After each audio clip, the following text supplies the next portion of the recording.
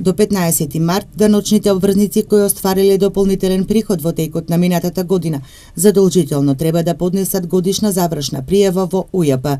Приходите од плата и пензија не се пријавуваат.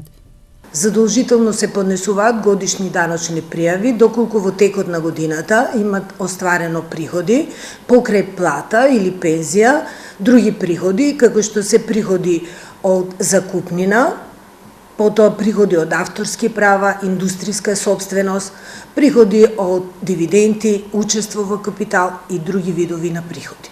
Образците може да се поднесат од 7 до 21:30 часот на шалтерите на УЈП преку пошта или системот e-такс.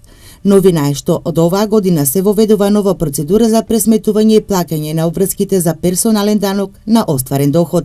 Од 1 јануари 2018 година се воведува нова процедура за пресметување и плаќање на обврските за персонален данок од доход, односно пресметувањето на данокот ќе се врши со поднесување на електронска пресметка за приход и данок до Управата за јавни приходи преку новиот систем на е-персонален данок од доход. Препорачуваме секој граѓанин да се регистрира во системот на е-персонален данок на доход. Досега во регионалната дирекција на Управата за јавни приходи во Штип се примени над 20.000 пријави, од кои 19.861 во хартиена форма, 60 електронски.